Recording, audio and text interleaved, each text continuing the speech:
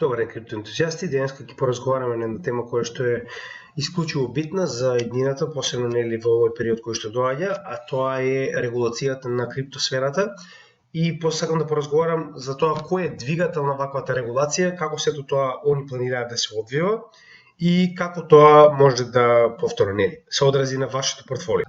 Значи прво ќе поразговараме за FATF, што е уствари и основниот орган кој што се грижи за ваков тип на некој начин спречување на поентата е што се грижи за спречување на money laundering, односно перење на пари, што генерално нема скоро па никаква врска со крипто, но ќе објасниме зошто се тоа така и од каде се тоа потекнува.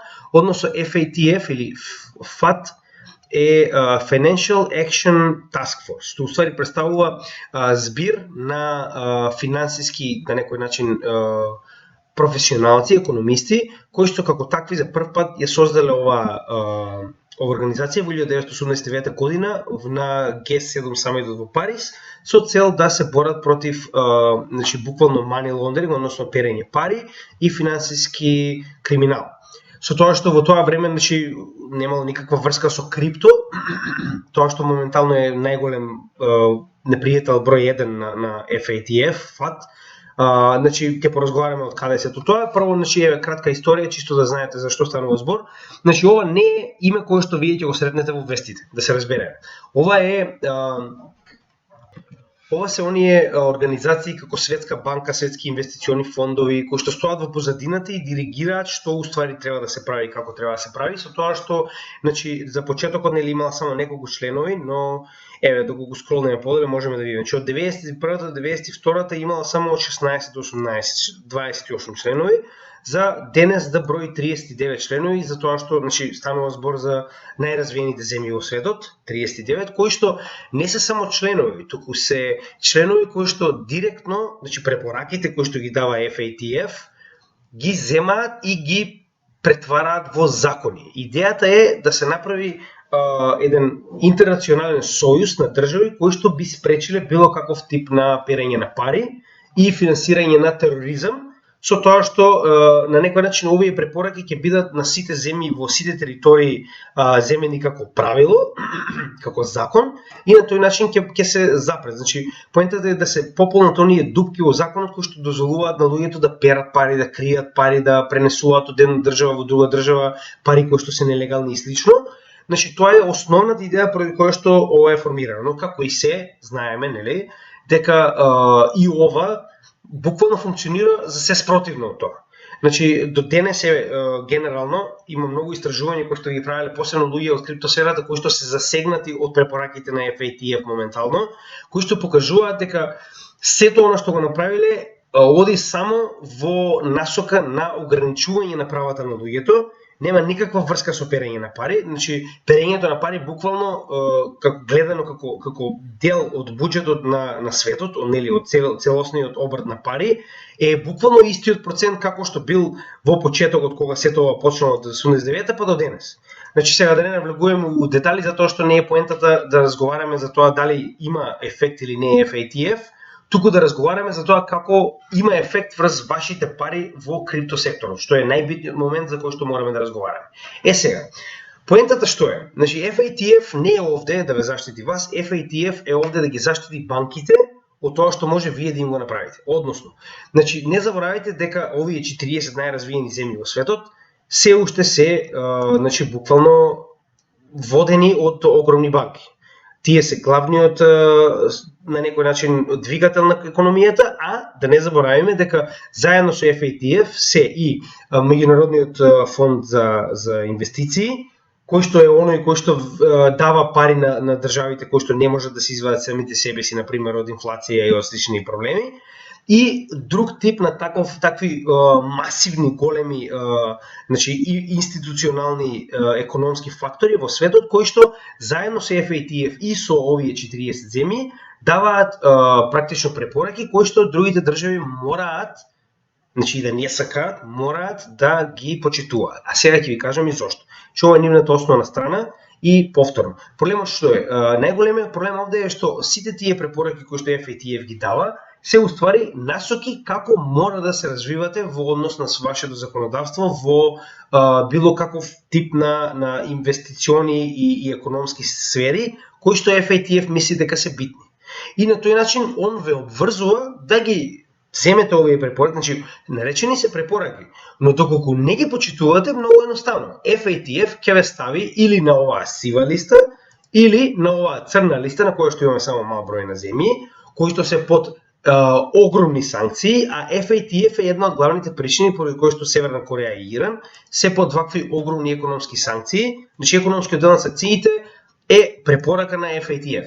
Еве, тие уствари како да кажем, лоши чичковци во позадина кои што стојат и кои што одлучуваат за тоа кој ќе биде на blacklist, кој ќе биде на greylist.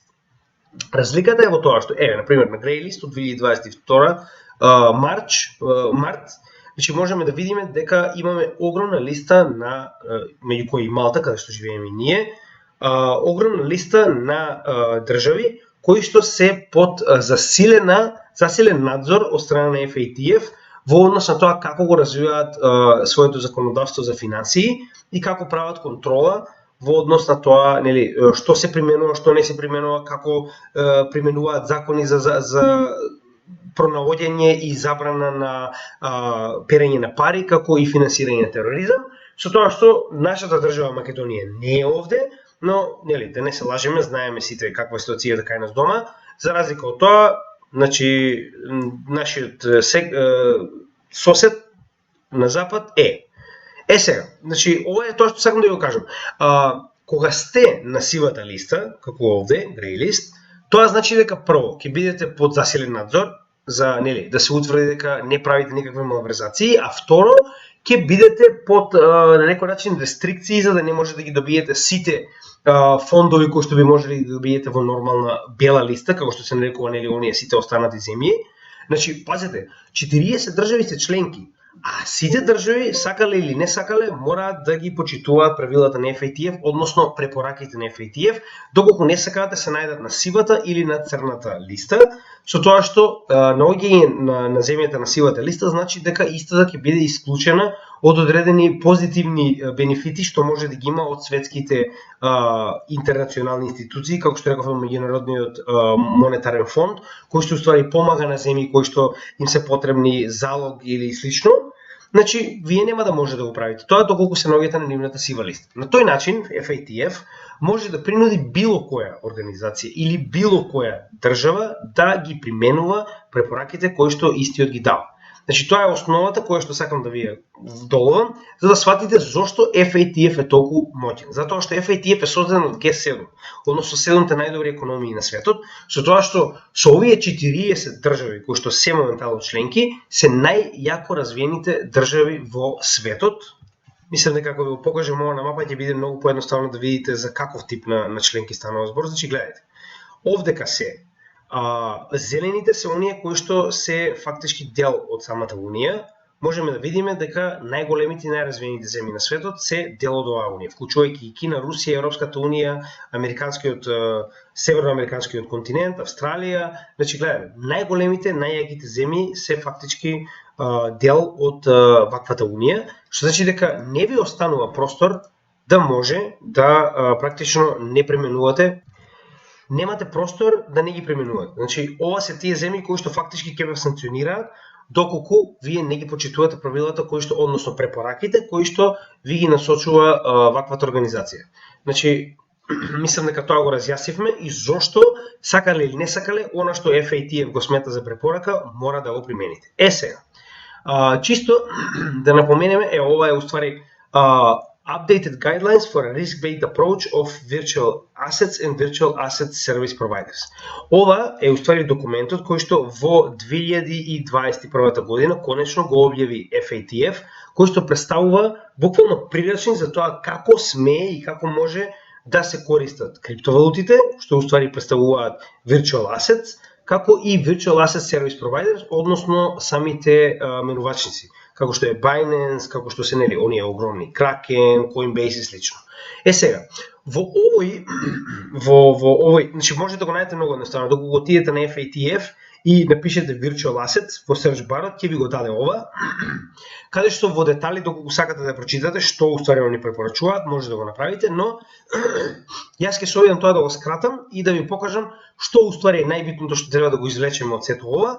Значи нема логика да читате целиот овој репорт кој што е солидно голем, и на тој начин ќе ви покажам што уствари е најбитно и што они издвојуваат и како се обидуваат да го намалат влијанието на криптовалутите во светот моментално, затоа што многу задира во финансискиот свет. Значи, доколку криптовалутите беа наменети за било што друго, освен за финансиски услуги, немаше толку FATF да биде против нивното имплементирање во целиот свет.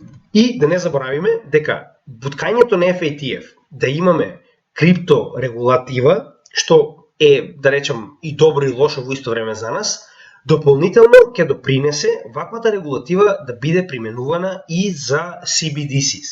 Сега вие погодете со оглед на фактот дека најголемите банки и инвестициони фондови стојат позади FATF, што уствари FATF би преферирало?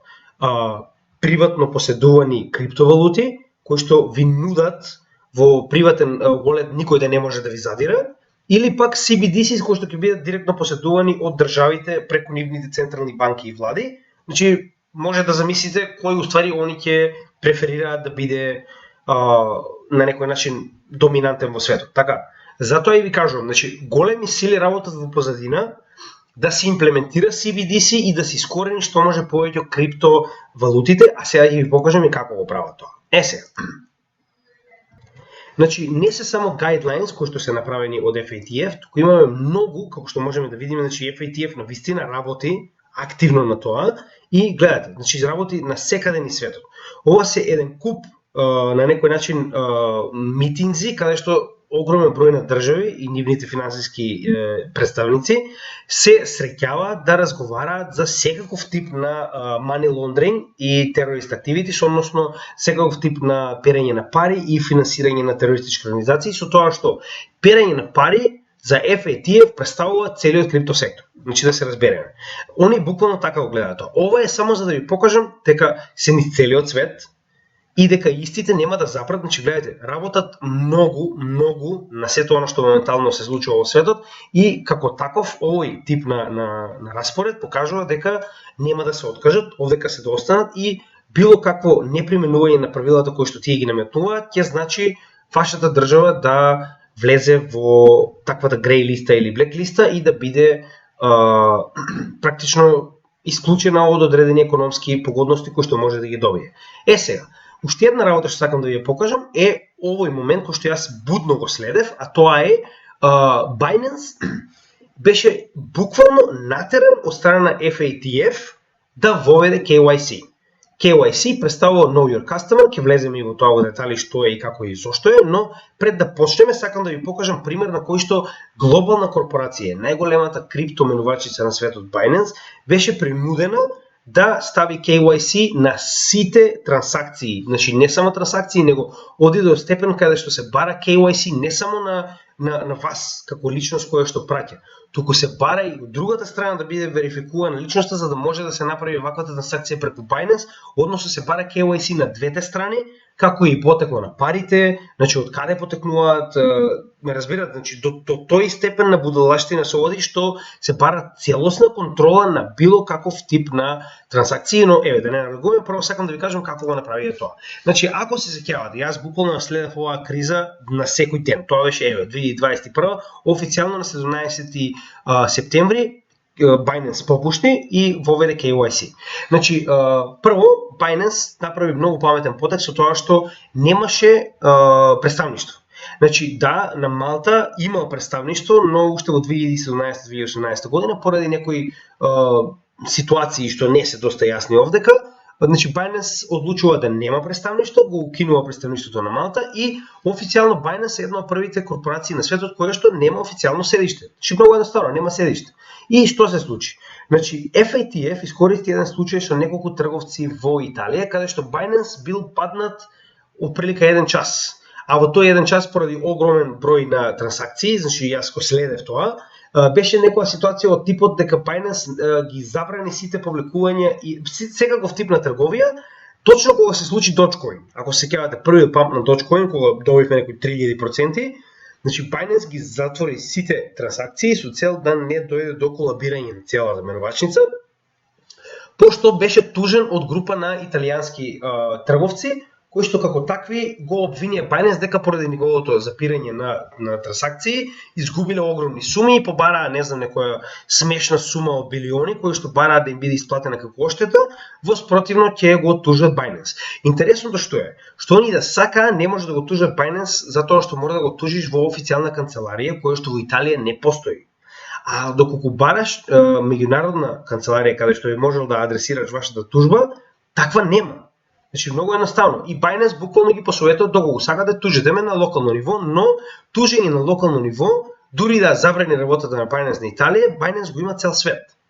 Сега, FATF го свати ова како проблем и свати дека ваквиот тип на менувачници се толку силни што може буквално да прелипуваат цели држави. Например, многу едноставно, Binance не му се свија какво е законодавството во Америка, Binance не работи во Америка. Многу едноставно, има Binance US, кој што е некоја си подгранка на Binance, но генерално Binance не е поврзан директно со Америка на никој начин. Тоа е оно што сакам да ви го кажам. Значи, FATF што направи? Ги принуди најголемите економии во светот да му се заканат на Binance дека доколку не направи седиште и доколку не воведе KYC, ќе биде забранет на територијата на нивната територија практично. Тоа се случи во Англија, тоа се случи во некои големи земји, каде што буквално им беше кажано, значи прво им беа забранети сите банкарски и значи сите банки буквално им беше забранено да праќаат било каков тип на трансакции кон Binance. На тој начин веднаш ги принудија затоа што имаш огромен број на клиенти кои што доколку не го решиш овој проблем, ќе имаш буквално преместување на огромен број на средства од една на друга платформа која што на пример соработува со FATF и ги применува сите оние препораки кои што се дадени. Сега што се случи? Значи прво им беа забранети транзакциите од домашните банки кон Binance. Откако тоа се случи, следно беше значи буквално им беше кажано дека мора да престанат сите англиски граѓани да користат Binance. Значи доколку не им беше кажано на Binance дека сите англиски акаунти мораат да бидат затворени до одреден период и сите средства мораат да бидат повлечени, воспротивно, нели, тоа ќе следува санкционирање. Сега, идејата што е?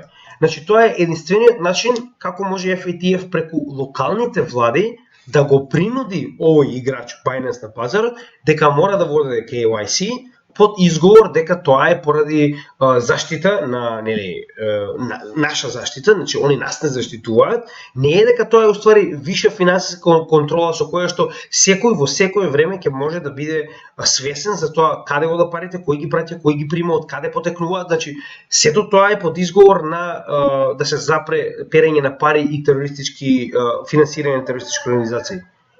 Но тоа не го менува фактот дека на овој начин буквално имате целост.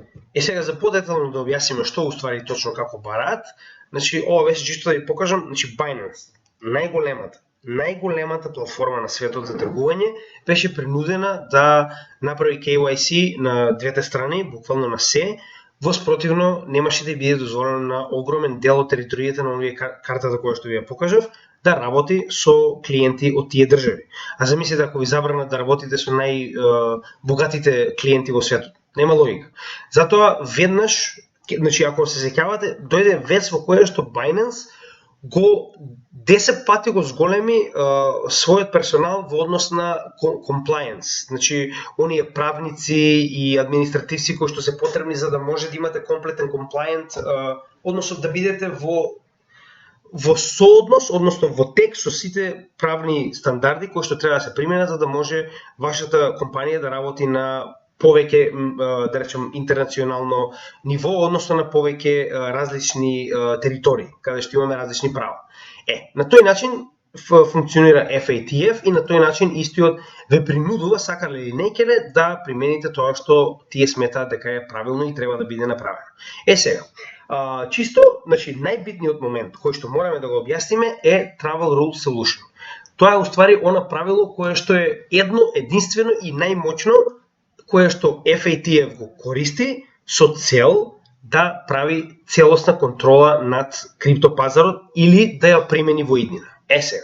Прво KYC. Значи, ако се сеќавате, спомнав на KYC кога станува збор за менувачниците, односно тоа е Know Your Customer.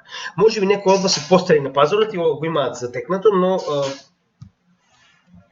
Know Your Customer представува информации кои што се потребни за да може одредена финансиска институција да знае со кого комуницира. Со тоа што, како што спомнавме, многу одамна, значи на самиот почеток на овие менувачници, кога нели самите почнале да работат, има периоди во кои што многу од луѓето дури не биле ни потребно да внесат скоро никакви информации, им бил даван некој рандом број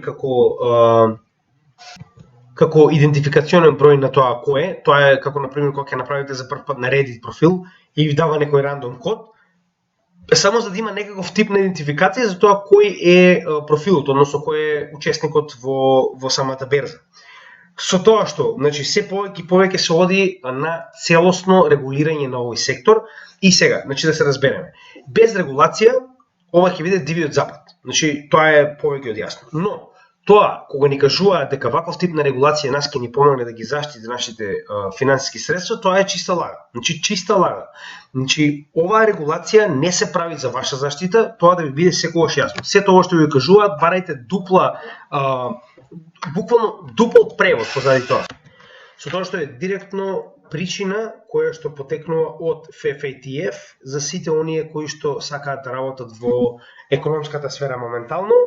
И претежно KYC е за сите менувачници, знаеме што значи и знаеме зашто е тука. И ќе остане.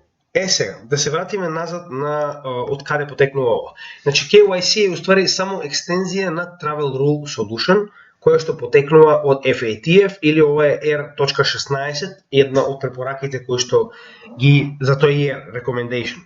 Една од препораките кои што FATF ги дава на сите влади и економски субјекти кои што треба, значи наводно треба да бидат нели почитувани, а во превод знаеме што значи мора да бидат почитувани, затоа ви ги давам двата примера за да видите што се случува кога не ги почитувате. Сега, идејата на Travel Rule Solution е дека и тоа уствари потекнува од овде. Значи од овој Bank Secrecy Act, кој што самиот по себе, значи еве што е уствари дефиницијата. Бара сите финансиски институции да пратат одредени информации на следните финансиски институции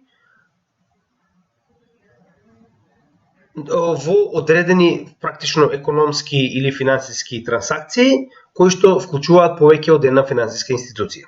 Значи, зошто е ова потребно? Праќањето на информации од една на друга финансиска институција е со цел да се врши комплетна контрола, односно комплетен рекорд, значи соодветно чување на информации за сите трансакции кои што биле направени во случај да се потребни. Значи во случај да имаме флагирање на одредени трансакции како невалидни, како перење на пари или доаѓаат од сумнителни држави, сумнителни субјекти, значи поради ова е уствари препорака која што се претворила од едно во во друго. Што како таква моментално во целиот свет се користи и Travel Rule, еве сега ќе ви покажам до сега моментално што се случува со Travel Rule. Значи, кога FATF прави survey, односно кога ќе прати анкетен лист до држава, тоа се сваќа многу сериозно. Односно не можеш да не одговориш на FATF. Со оглед на фактот дека ти имаат околу 40 држави, до сега, до март, во последниот survey кој што е направен, значи ова се државите кои што одговориле до кој степен го применуваат да Travel Law. Travel Law представува дека до одредена количина на пари, било која трансакција пратена од еден на друг финансиски практично како ќе праќач и примач. Тоа е проблемот што на македонски звучи многу несоодветно, но идејата е дека во однос на сумата, значи препораките на FATF се до па дури под $1000 или евра да бидат вршено целосен рекорд, односно да биде комплетно запишано точно кој пратил, каде пратил, колку пратил, парите од што потекнуваат и кој ги прима. Значи, ова се информации кои што еве сега. Значи, ова е за да видите колку од овие држави кои што за жал не се со име, значи тоа не е внесено овдека, со причина нормално, покажуваат финансиски каков тип на контрола вршат врз основа на луѓето кои што живеат таму. Значи, до $1000 или евра имаме две држави кои што вршат целосно запишување на трансакциите, како што рековме. Кој праќа, на кого му праќа, значи за двајцата целосно запишување на трансакциите, од каде потекнуваат парите, значи буквално се. И тоа зборуваме за трансакции дури помале од $1000. Многу од земјите кажале дека тоа ќе го прават за трансакции од $1000, нормално, значи тоа е као основата на моментот каде што се потекнува и нели ова е над $1000, со тоа што пак на некој начин овие две се на некој начин идентични, затоа што дека почине од 1000, ова е од над 1000, значи 1001 па нагоре. Со тоа што 21 држава вршат целосно запишување на сите трансакции и сите информации за овие трансакции за сите луѓе кои што ќе пратат 1000 или над $1000 или евра во било кој правец. Значи зборуваме travel law, ова е како за банкарски сметки, така и за дигитални трансакции, односно било каков тип на криптотранзакции.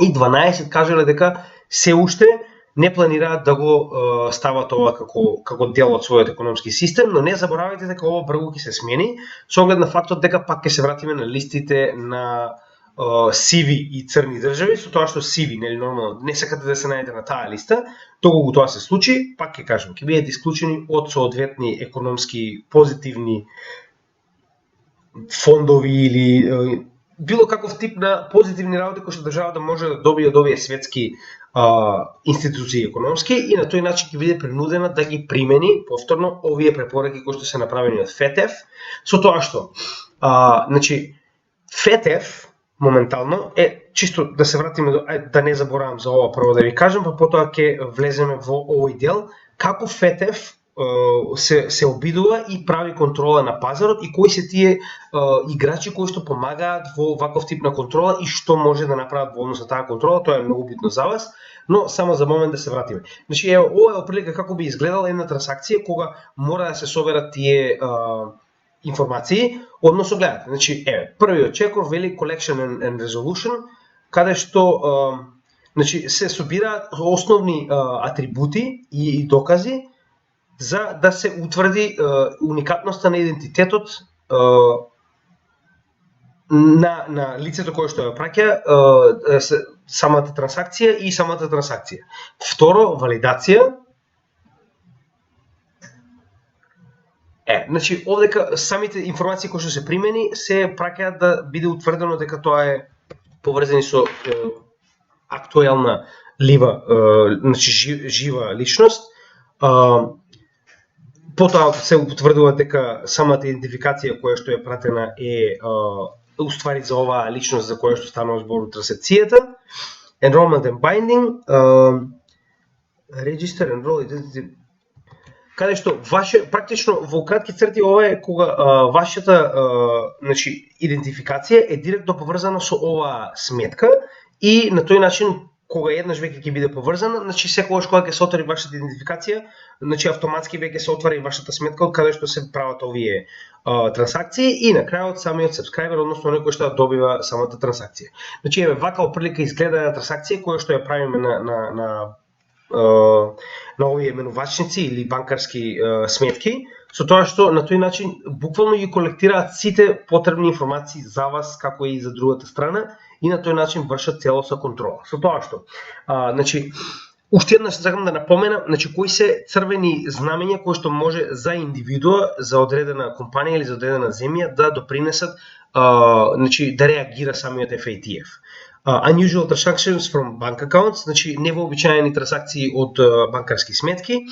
High volume payments without logical explanation, значи плаќање во голем обем без соодветно логично објаснување, значи зошто е тоа направено.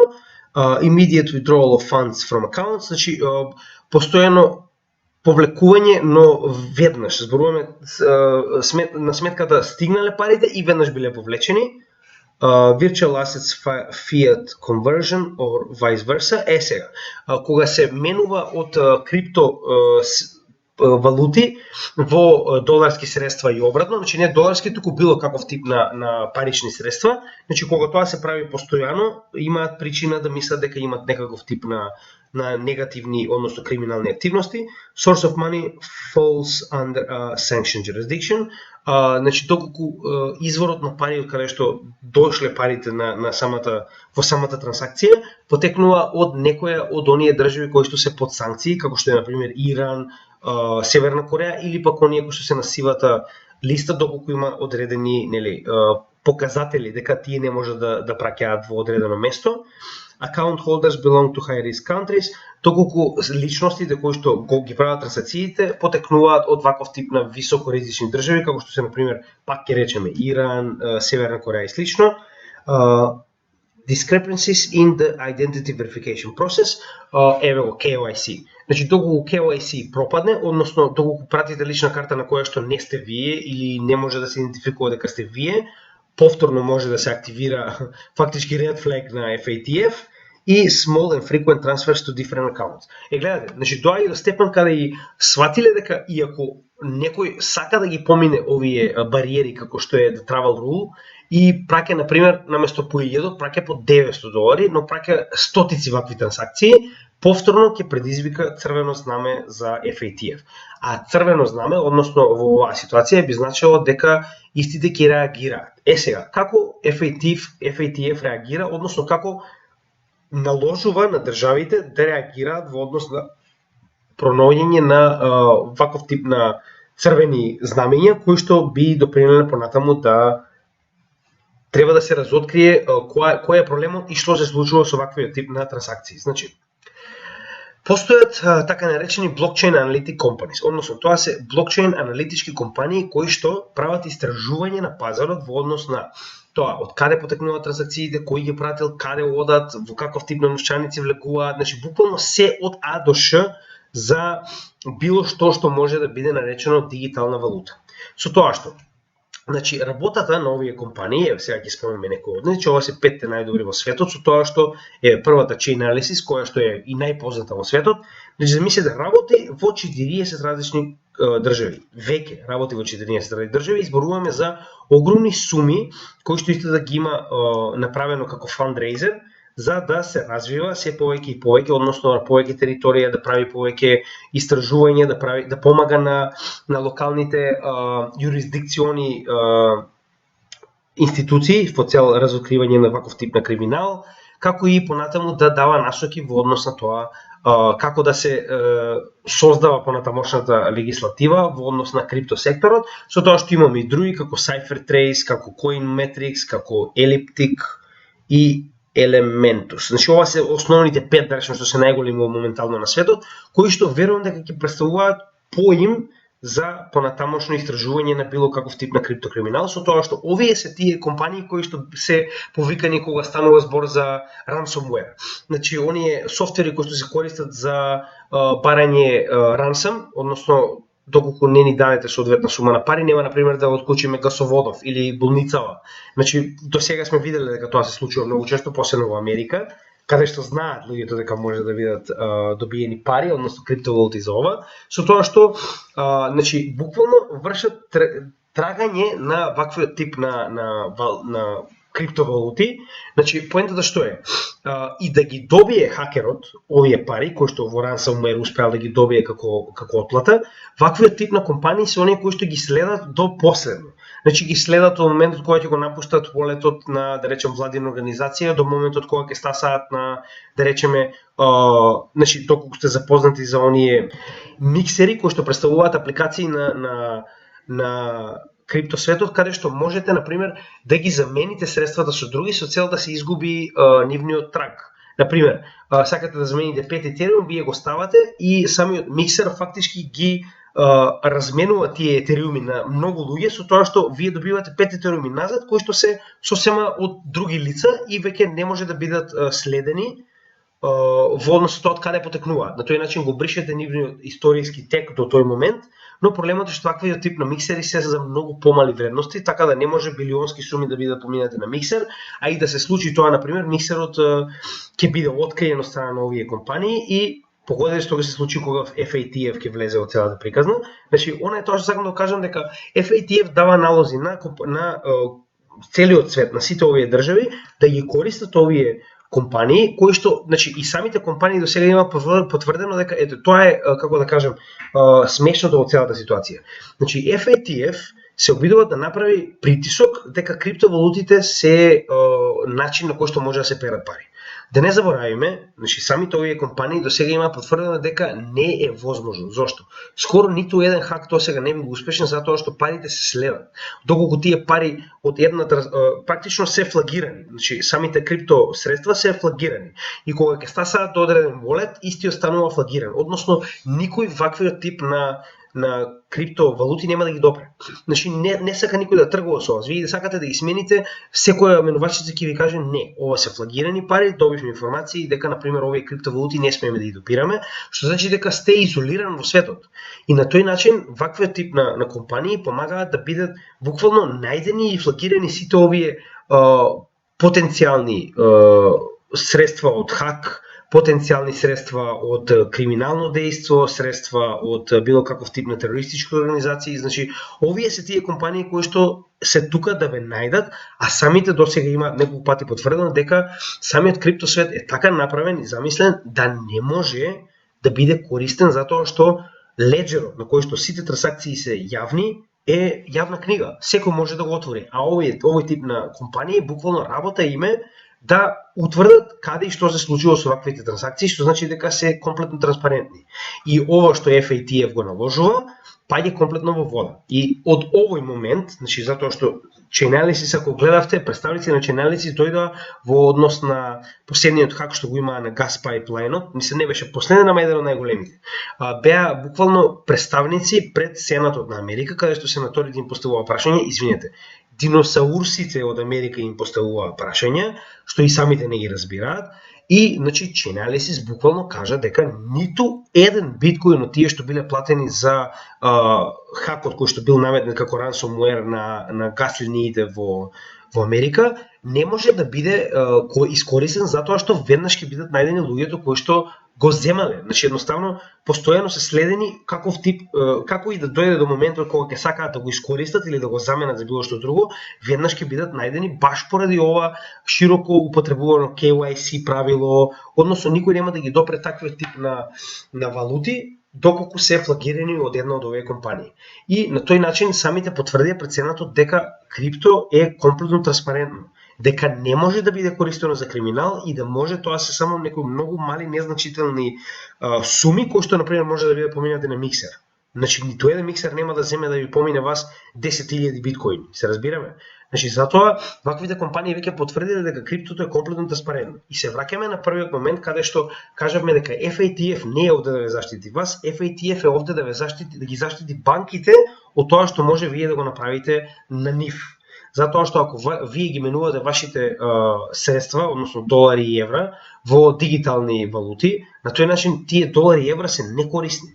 И доколку повеќе луѓе тоа го прават, затоа што станува збор за комплетно транспарентна валута, како што е било која од топ 10, топ 15 криптовалутите, значи на тој начин вие ги елиминирате банките од економскиот систем, од финансискиот систем во светот. А тоа е недозволиво за FATF, кој што би препорачал и препочитал CBDC да бидат главни во светот, а не криптовалутите. Со тоа се враќаме повторно на моментот дека мора да бидеме свесни дека во периодот кој што ни претходи ќе има тешко регулирање на криптосферата, каде што гледаме дека FATF притиска се повеќе и повеќе, дури има најава дека до 2023 година, крајот на 2023 година, ќе има околу 90 земји кои што планираат да го имплементираат сите овие FATF препораки, со кој што главната е уствари ова travel rule, дека мора да се врши постојано запишување на сите трансакции, дури и помалку од $1000, со цел да се прави комплетна контрола на тоа кои луѓе и каде ги внесуваат своите средства, а тоа се прави со цел да се заплаши народот и да се увери дека е многу попаметно да се користи државна валута, за разлика од овие приватни валути кои што наводно се многу опасни и може да предизвикаат финансиски загуби кај вас. Ова не е финансиски совет, но мене ако ме прашувате, ваков тип на бабароги во позадина се тие кои што утре ќе го креираат, значи замислете, овие препораки утре ќе представуваат легислатива Значи во сите земји па и во нашата. А нашите земји, посебно оние малите, ќе направат се што ќе им биде кажано со цел да добијат онаа финансиска помош на светско ниво, што значи дека имајте во предвид дека ваквиот тип на трагање, на запишување на трансакции е веќе присутен. И иако земјите сами по себе не сакаат да кажат дека се тие, затоа што ќе изгубат многу од оние, да речем, големи играчи кои се на територија, доколку испадне една земја и каже дека ги прави значи рекорд, односно ги запишува сите трансакции по $1000 на секој учесник, значи автоматски може да дојде до ситуација каде што многу од тие луѓе ќе напуштат земјата. Се уште постојат земји во светот кои што не го прават тоа. Значи затоа сакам да ви кажам дека легислативата доаѓа, значи тоа е неизбежно. И мене ако ме прашате колку побрзо дојде, толку побрзо ќе можеме да се навикнеме и ќе можеме да видиме што ни е дозволено, а што не ни е дозволено. Но имајте во предвид дека кога ќе дојде легислатива, ќе дојдат и парите.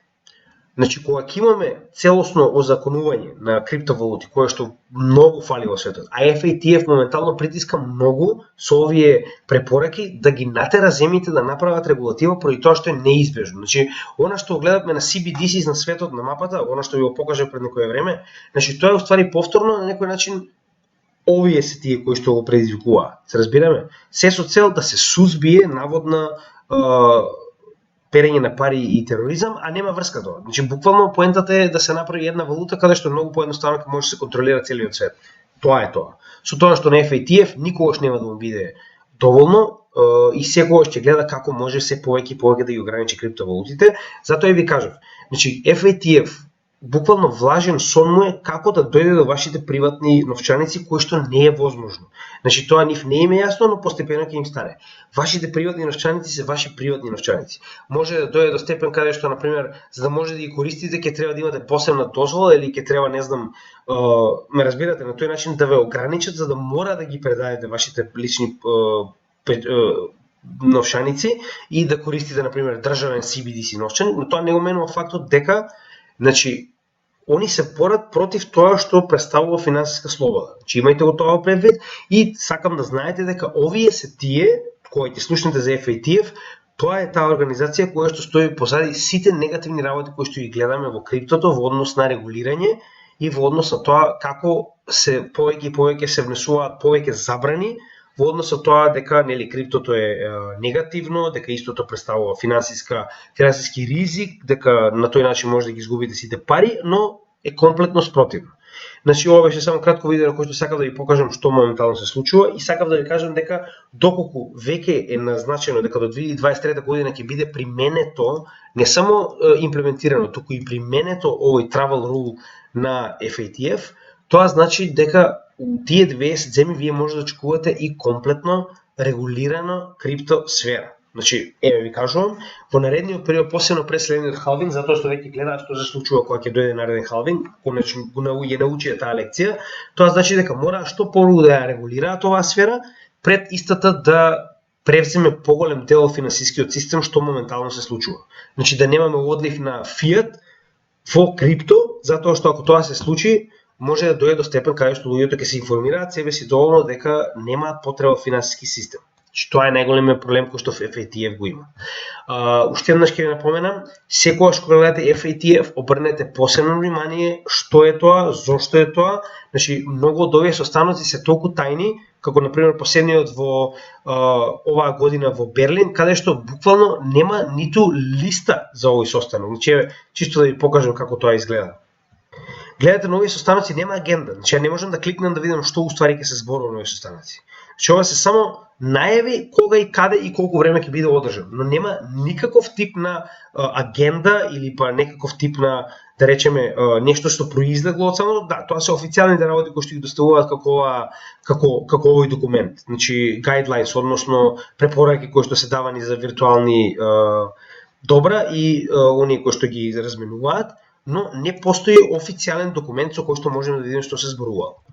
Со тоа ќе го завршим ово видео денес, само сакав да ја информирам дека доаѓа законодавството, дека имате тоа предвид, да не се плашите, значи приватни волети ќе се останат приватни волети, законодавството тоа не може да го смени и не може да ги обеззакони, но доколку мене ме прашувате, јас се обидувам да направам што можам поголема количина на приватен волет, која што нема да биде ниту да има било каков тип на мониторинг, нормално, значи веќе тоа го има, но досега сите тие средства кај мене се ставени легално од, да речем, приходи кои што ги имам, што значи дека не може ништо да се направи конкретно на истите, но па дополнително тоа што не можат да бидат ни на дофат.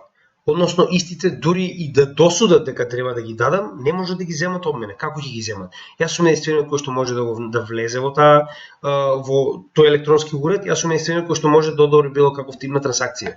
Значи не може да ги земат тие средства. Што и да се деси, приватен волет е буквално во ваши раце. Додека не го знаат самиот код, односно пин, или додека не ги знаат 15 збора, кои што само вие знаете каде си и шо се, значи никој не може да ги чепне таквите средства. И мене ако ме прашувате, значи подобро е да имате нешто на страна пред ова законодавство да постане нешто уште полошо и подобро е да го имате на страна отколку кога ќе дојде самото законодавство на некој начин да ви биде тоа ограничено или пак да биде тешко запишувано во однос на тоа каков тип на трансакции сте правеле и каде.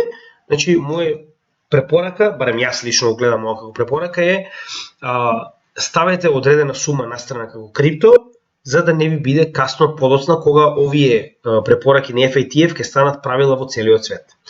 Ви благодарам уште еднаш на вниманието, се надам дека уживате во нашите, како и секогаш, видеа. Ова е направено за вас. Се надевам дека она што досега го добивте е од било каков тип едукационо за вас и ќе го повторам она што го кажав, значи тоа е лично мое мислење.